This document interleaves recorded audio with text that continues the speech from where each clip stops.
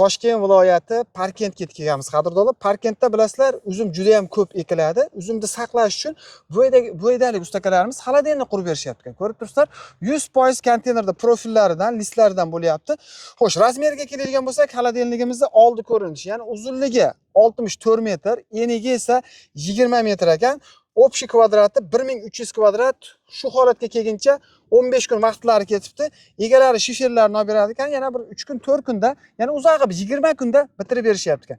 Birinchi kelganda aytib o'tganimizdek, pusto yerni o'zi stoykalar tikka qilishib, nima deydi, yig'ib berishyapti ekan. Xo'sh, mana bu materiallarga keladigan bo'lsak, mana bunimiz 10 ga 15 konteynerda profillar, qalinligi 4 mm bo'ladi. Bularimizni 1 metrining narxi 130 ming so'm ekan. Xorilarimizni 1 metrini shu yerga kelib yetib kelishi 170 ming so'm ekan. Fermalarimizni 1 metri qadrdonlar 140 ming so'mdan ekan.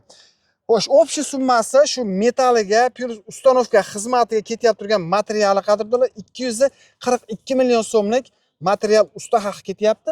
Shiferi ham ichida o'sha egasi olib bersa, qoqib berishadi ekan. Kimga shunaqangi temir xorilar, fermalar, tom yopish xizmatlari kerak bo'ladigan bo'lsa, butun O'zbekiston bo'yicha aloqaga chiqaverasizlar. Zavod, fabrika, maktab, o'quv markazi, bog'cha, hattoki xonadonlarda tomini ham chiroyli qilishib yopib berishaveradi. Bitta like bosib, tanish bilishlarga jo'natib qo'ying.